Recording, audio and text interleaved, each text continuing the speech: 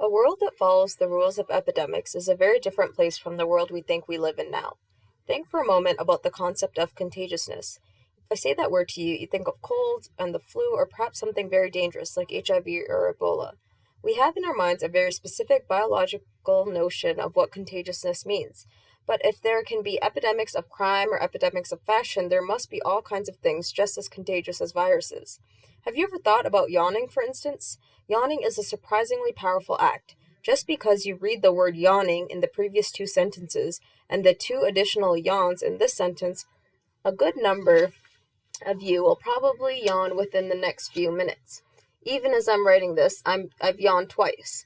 If you're reading this in a public place and you've just yawned, chances are that a good proportion of everyone who saw you yawn is now yawning too.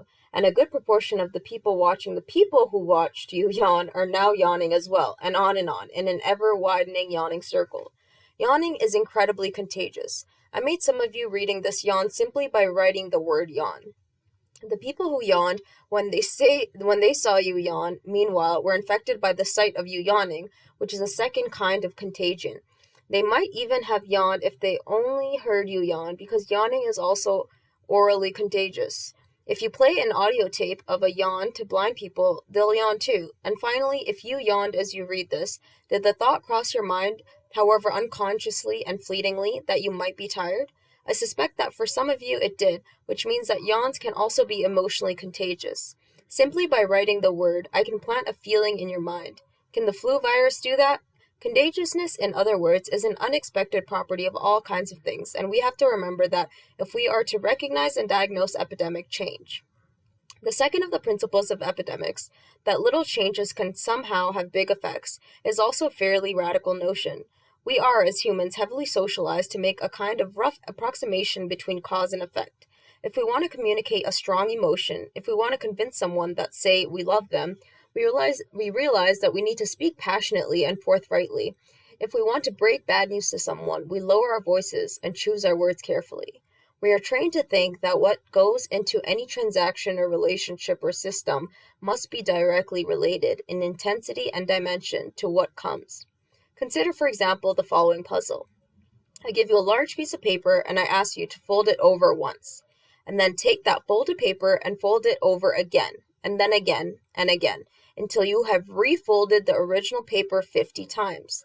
How tall do you think the final stack is going to be? In answer to that question, most people will fold the sheet in their minds and guess that the pile would be as thick as a phone book, or, if they're really courageous, they'll say that it would be as tall as a refrigerator. But the real answer is that the height of the stack would approximate the distance to the sun, and if you folded it over one more time, the stack would be as high as the distance to the sun and back. This is an example of what in mathematics is called a geometric progression. Epidemics are another example of geometric progression. When a virus spreads to a population, it doubles and doubles again until it has figuratively grown from a single sheet of paper all the way to the sun in 50 steps. As human beings, we have a hard time with this kind of progression because the end result, the effect, seems far out of proportion to the cause. To appreciate the power of epidemics, we have to abandon this expectation about proportionality. We need to prepare ourselves for the possibility that sometimes big changes follow from small events, and that sometimes these changes can happen very quickly. This possibility of sudden change is at the center of the idea of the tipping point, and might well be the hardest of all to accept. The expression first came into popular use in the 1970s to describe the flight to the suburbs of whites living in the older cities of the American Northeast. When the number of incoming African Americans in a particular neighborhood reached a certain point, 20% say, sociologists observed that the community would, quote-unquote, tip. Most of the remaining whites would leave almost immediately. The tipping point is the moment of critical mass, the threshold, the boiling point. There was a tipping point for violent crime in New York in the early 1990s, and a tipping point for the reemergence of hush puppies, just as there is a tipping point for the introduction of new technology. Sharp introduced the first low-price fax machine in 1984 and sold about 80,000 of those machines in the United States in that first year. For the next 3 years, businesses slowly and steadily bought more and more faxes until in 1987, enough people had faxes that it made sense for everyone to get a fax. 1987 was the fax machine tipping point. 1 million machines were sold that year, and by 1989, 2 million new machines had gone into operation. Cellular phones have followed the same trajectory. Through the 1990s, they got smaller and cheaper, and service got better until 1998, when the technology hit a tipping point and suddenly everyone had a cell phone. For an explanation of the mathematics of tipping points, see the endnotes. All epidemics have tipping points. Jonathan Crane, a sociologist at the University of Illinois, has looked at the effect the number of role models in a community, the professionals, managers, teachers, whom the Census Bureau has defined as quote-unquote high status, has on the lives of teenagers in the same neighborhood. He found little difference in pregnancy rates or school dropout rates in neighborhoods of between 40 and 5% of high status workers. But when the number of professionals dropped below 5%, the problems exploded. For Black school children, for example, as the percentage of high status workers falls just 2.2 percentage points, from 5.6% to 3.4%, dropout rates more than double. At the same tipping point, the rates of childbearing for teenage girls, which barely move at all up to that point, nearly double. We assume intuitively that neighborhoods and social problems decline in some kind of steady progression, but sometimes they may not decline steadily at all. At the tipping point, schools can lose control of their students, and family life can disintegrate all at once. I remember once as a child seeing our family's puppy encounter snow for the first time. He was shocked and delighted and overwhelmed, wagging his tail, nervously sniffing around in the strange, fluffy substance, whimpering with the mystery of it all. It wasn't much colder on the morning of his first snowfall than it had been the evening before. It might have been 34 degrees the previous evening, and now it was 31 degrees. Almost nothing had changed, in other words, yet, and this was the amazing thing, everything had changed. Rain had become suddenly entirely different. Snow. We are all at heart gradualist, our expectations set by the steady passage of time. But the world of the tipping point is a place where the unexpected becomes expected, where radical change is more than possibility. It is, contrary to all our expectations, a certainty. In pursuit of this radical idea, I'm going to take you to Baltimore to learn about the epidemic of syphilis in that city. I'm going to introduce 3 fascinating kinds of people I called mavens, connectors, and salesmen, who play a critical role in the word-of-mouth epidemics that dictate our tastes and trends in fashion. I'll take you to the set of the children's show Sesame Street and Blue's Clues, and into the fascinating world of the man who helped to create the Columbia Record Club, to look at how messages can be structured to have the maximum possible impact on all their audience. I'll take you to a high-tech company in Delaware to talk about the tipping points that govern group life, and to the subways of New York City to understand how the crime epidemic was brought to an end there. The point of all of this is to answer 2 simple questions that lie at the heart of what we would all like to accomplish as educators, parents, marketers, business people, and policymakers. Why is it that some ideas or behaviors or products start epidemics and others don't? And what can we do to deliberately start and control positive epidemics of our own?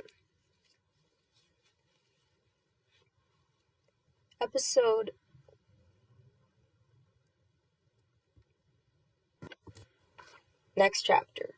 The 3 rules of epidemics. In the mid-1990s, the city of Baltimore was attacked by an epidemic of syphilis.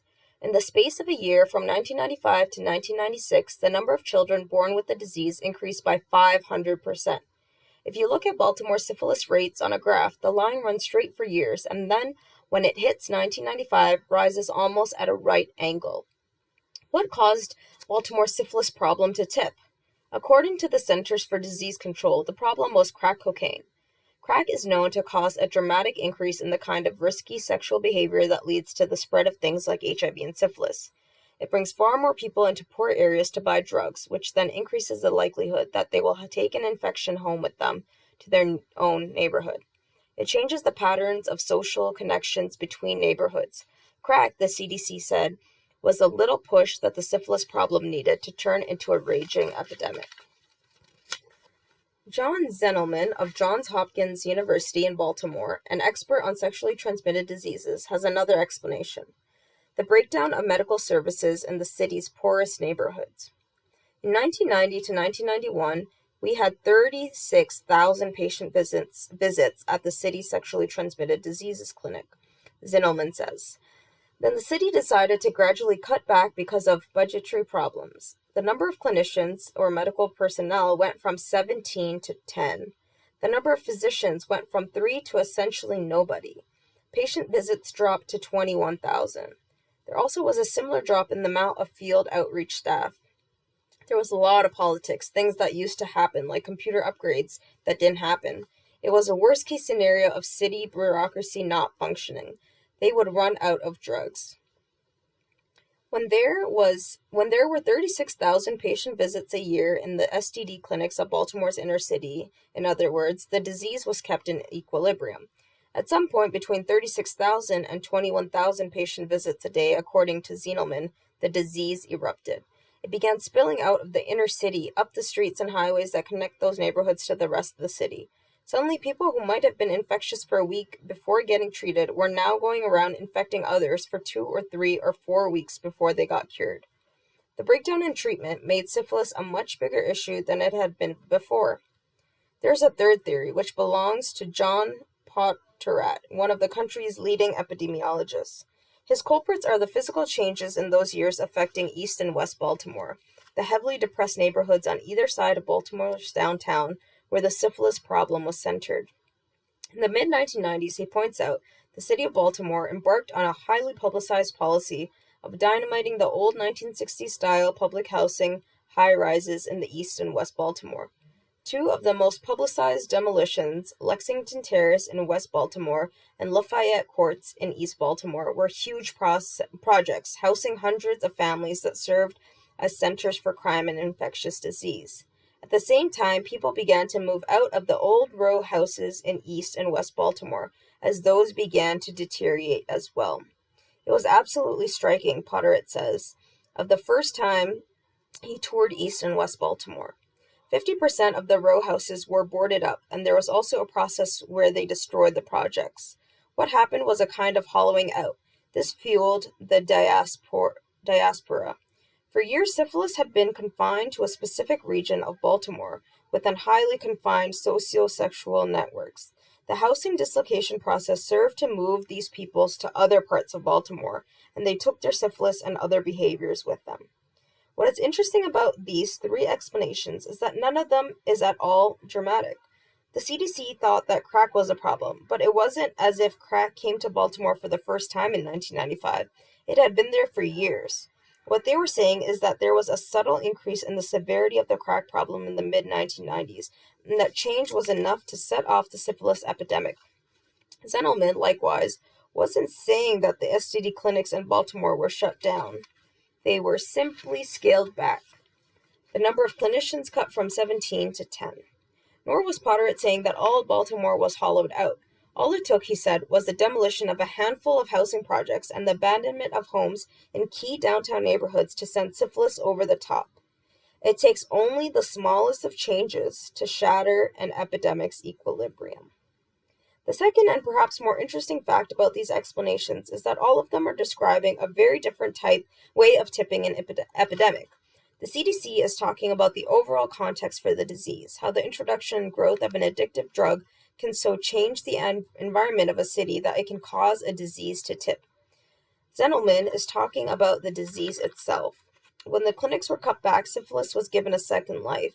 It had been an acute infection. It was now a chronic infection. Had become a lingering problem that stayed around for weeks. Potterat, for his part, was focused on the people who were carrying syphilis.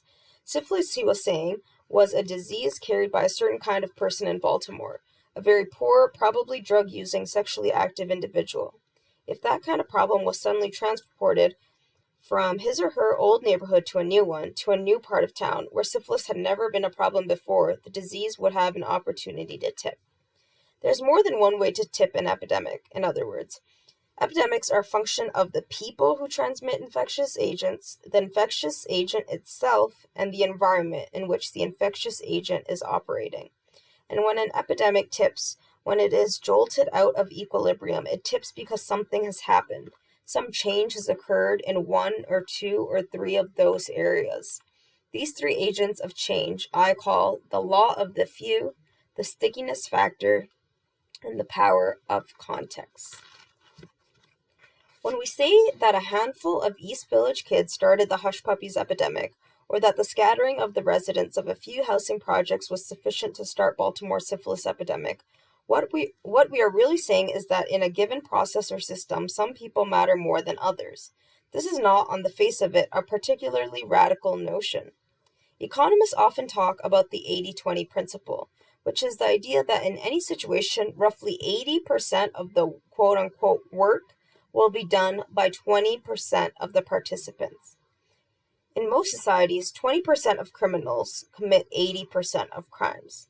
20% of motorists cause 80% of all accidents. 20% of beer drinkers drink 80% of all beer. When it comes to epidemics, though, this disproportionality becomes even more extreme. A tiny percentage of people do the majority of the work. Potter, for example, once did an analysis of a gonorrhea epidemic in Colorado Springs, Colorado, looking at everyone who came to a public health clinic for treatment of the disease over the space of 6 months. He found that about half of all the cases came, essentially, from 4 neighborhoods, representing about 6% of the geographic area of the city. Half of those in that 6%, in turn, were socializing in the same 6 bars. Potter then interviewed 768 people in that tiny subgroup, and found that 600 of them either didn't give gonorrhea to anyone else or gave it to only one other person. These people he called non-transmitters. The ones causing the epidemic to grow, the ones who were infecting 2 and 3 and 4 and 5 others with their disease, were the remaining 168. In other words, in all of the city of Colorado Springs, a town of well in excess of 100,000 people, the epidemic of gonorrhea tipped because of the activities of 168 people living in 4 small neighborhoods and basically frequenting the same 6 bars. Who were those 168 people? They aren't like you or me. They are people who go out every night, people who have vastly more sexual partners than the norm, people whose lives and behaviors are well outside of the ordinary. In the mid-1990s, for example, in the pool halls and roller skating rinks of East St. Louis, Missouri, there was a man named Darnell, quote-unquote, Bossman McGee. He was big, over 6 feet, and charming, a talented skater who wowed young girls with his exploits on the rink. His specialty was 13 and 14-year-olds. He bought them jewelry, took them for rides in his Cadillac, got them high on crack, and had sex with them. Between 1995 and 1997, when he was shot dead by an unknown assailant, he slept with at least 100 women, and, it turned out later, infected at least 30 of them with HIV. In the same 2-year period, 1,500 miles away, near Buffalo, New York, another man, a kind of boss-man clone, worked the distressed downtown streets of Jamestown. His name was Nushan Williams, although he also went by the names Face, Sly, and Shy Teak. Williams juggled dozens of girls, maintaining 3 or 4 different apartments around the city, and all the while supporting himself by smuggling drugs up from the Bronx. As one epidemiologist familiar with the case told me flatly, the man was a genius. If I could get away with what Williams did, I'd never have to work a day again in my life. Williams, like Bossman, was a charmer. He would buy his girlfriends roses, let them braid his long hair, and host all-night marijuana and malt liquor-fueled orgies at his apartments. I slept with him 3 or 4 times in one night, one of his partners remembered. Me and him, we used to party together all the time. After Face had sex, his friends would do it too. One would walk out, the other would walk in. Williams is now in jail. He is known to have infected at least 16 of his former girlfriends with the AIDS virus. And most famously in the book And the Band Played On, Randy Schiltz discussed at length the so-called patient zero of AIDS, the French-Canadian flight attendant Gaetan Dugas, who claimed to have 2,500 sexual partners all over North America, and who was linked to at least 40 of the earliest cases of AIDS in California and New York. They're the kinds of people who make epidemics of disease tip. Social epidemics work in exactly the same way. They are also driven by the efforts of a handful of exceptional people. In this case, it's not sexual appetites that set them apart. It's things like how sociable they are, or how energetic or knowledgeable or influential among their peers. In the case of hush puppies, the great mystery is how those shoes went from something worn by a few fashion-forward downtown Manhattan hipsters to being sold in malls across the country. What was the connection between the East Village and Middle America? The law of the few says the answer is that one of these exceptional people found out about the trend, and through social connections and energy and enthusiasm and personality spread the word about hush puppies just as people like Gaetan Dugas and Nishan Williams were able to spread HIV. In Baltimore, when the city's public clinics suffered cutbacks, the nature of the syphilis affecting the city's poor neighborhoods changed.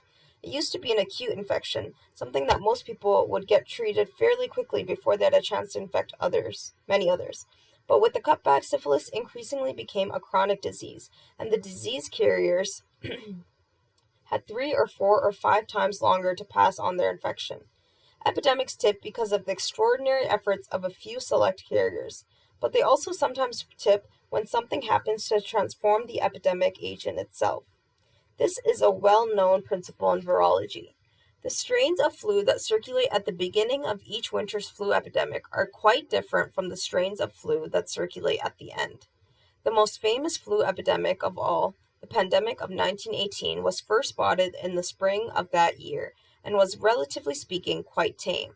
But over the summer, the virus underwent some strange transformation, and over the next 6 months ended up killing between 20 to 40 million people worldwide.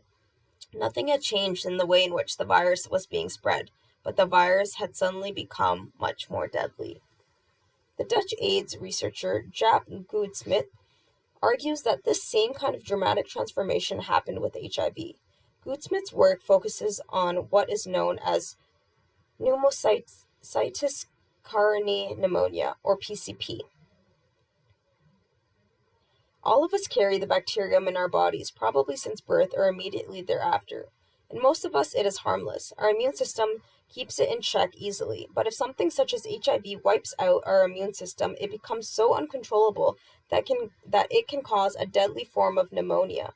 PCP is so common among AIDS patients, in fact, that it has come to be seen as an almost certain indication of the presence of the virus. What Goudsmit did was go back in the medical literature and look for cases of PCP, and what he found is quite chilling. Just after World War II, beginning in the Baltic port city of Danzig and spreading through Central Europe, there was an epidemic of PCP that claimed the lives of thousands of small children. Goudsmit has analyzed one of the towns hit hardest by the PCP epidemic, the mining town of Heerlen in the Dutch province of Limburg. Heerlen had a training hospital for midwives called the Kweekschool voor Vrouwen, a single unit of which, the so-called Swedish barrack, was used in the 1950s as a special ward for underweight or premature infants. Between June 1955 and July 1958, 81 patients in the Swedish barrack came down with PCP and 24 died. Goudsmit thinks that this was an early HIV epidemic and that somehow the virus got into the hospital and was spread from child to child by then. Apparently common practice of using the same needles over and over again for blood transfusions or injections of antibiotics. He writes, most likely at least one adult, probably a coal miner from Poland, Czechoslovakia, or Italy, brought the virus to Limburg. This one adult could have died from AIDS with little notice. He could have transmitted the virus to his wife and offspring. His infected wife or girlfriend could have given birth in a Swedish barrack to a child who was HIV infected but seemingly healthy. Unsterilized needles and syringes could have spread the virus from child to child. This truly strange thing about the story, of course, is that not all of the children died. Only a third did. The others did what today would seem almost impossible.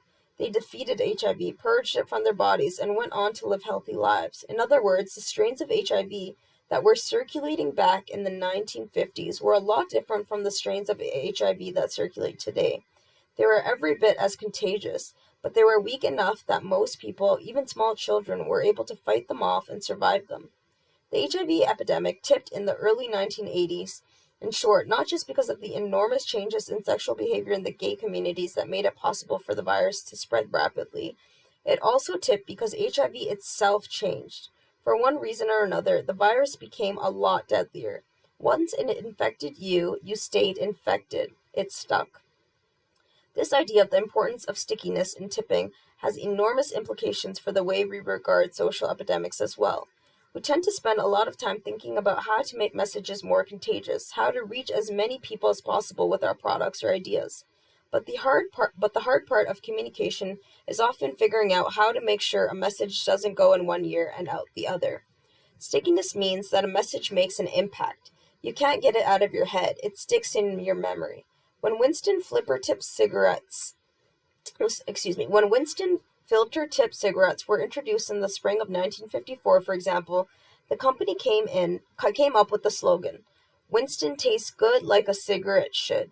At the time, the ungrammatical and somehow provocative use of like instead of as created a minor sensation. It was the kind of phrase that people talked about, like the famous Wendy's tagline from 1984, "Where's the beef?" In his history of the cigarette industry, Richard Kluger writes that the marketers at R.J. Reynolds, which sells Winston, were delighted with the attention and made the offending slogan the lyric of a bouncy little jingle on television and radio, and Riley defended their syntax as a colloquialism rather than bad grammar. Within months of its introduction, on the strength of that catchy phrase, Winston tipped, racing past Parliament, Kent, and L&M into second place behind Viceroy in the American cigarette market. Within a few years, it was the best-selling brand in the country. To this day, if you say to most Americans, Winston tastes good, they can finish the phrase like a cigarette should. That's a classically sticky advertising line, and stickiness is a critical component in tipping. Unless you remember what I tell you, why would you ever change your behavior or buy my product or go to see my movie? The stickiness factor says that there are specific ways of making a contagious message memorable. There are relatively simple changes in the presentation and structuring of information that can make a big difference in how much of an impact it makes. Every time someone in Baltimore comes to a public clinic for treatment of syphilis or gonorrhea, John Zindelman plugs his or her address into his computer so that the case shows up as a little black star on a map of the city. It's rather like a medical version of the maps police department puts up on their walls with pins marking where crimes have occurred. On Zindelman's map, the neighborhoods of East and West Baltimore on either side of the downtown core tend to be thick with black stars. From those two spots, the cases radiate outward along the two central roadways that happen to cut through both neighborhoods. In the summer, when the incidence of sexually transmitted disease is highest, the clusters of black stars on the roads leading out of the East and West Baltimore become thick with cases. The disease is on the move. But in the winter months, the map changes. When the weather turns cold and the people of the East and West Baltimore are much more likely to stay at home, away from the bars and clubs and street corners where sexual transactions were made, the stars in each neighborhood fade away. The seasonal effect on the number of cases is so strong that it is not hard to imagine that a long, hard winter in Baltimore could be enough to slow or lessen substantially, at least for the season, the growth of the syphilis epidemic. Epidemics, Zindelman's map demonstrates, are strongly influenced by their situation, by the circumstances and conditions and particulars of the environments in which they operate. This much is obvious. What is interesting, though, is how far this principle can be extended. It isn't just prosaic factors like the weather that influence behavior. Even the smallest and subtlest and most unexpected of factors can affect the way we act. One of the most infamous incidences in New York City's history, for example, was in 1964 stabbing death of a young Queens woman by the name of Kitty Genovese. Genovese was chased by her assailant and attacked 3 times on the street over the course of half an hour as 38 of her neighbors watched from their windows. During that time, however, none of the 38 witnesses called the police. The case provoked rounds of self-recrimination. It became symbolic of the cold and dehumanizing effects of urban life. Abe Rosenthal, who would later become editor of the New York Times, wrote in a book about the case. Nobody can say why the 38 did not lift the phone while Miss Genovese was being attacked, since they cannot say themselves. It can be assumed, however, that their apathy was indeed one of the big city variety. It is almost a matter of psychological survival, if one is surrounded and pressed by millions of people, to prevent them from constantly impinging on you, and the only way to do this is to ignore them as often as possible. Indifference to one's neighbors and his troubles is a conditioned reflex in life in New York as it is in other big cities. This is the kind of environmental explanation that makes intuitive sense to us. The anonymity, the anonymity and alienation of big city life makes people hard and unfeeling. The truth about Genovese, however, turns out to be a little more complicated and more interesting. Two New York City psychologists, Bibb Latané of Columbia University and John Darley of New York University, subsequently conducted a series of studies to try to understand what they dubbed the bystander problem. They staged emergencies of one kind or another in different situations in order to see who would come and help. What they found surprisingly was that the one factor above all else that predicted helping behavior was how many witnesses there were to the event. In one experiment, for example, Latané and Darley had a student alone in a room stage an epileptic fit. When there was just one person next door listening, that person rushed to the student's aid 85% of the time.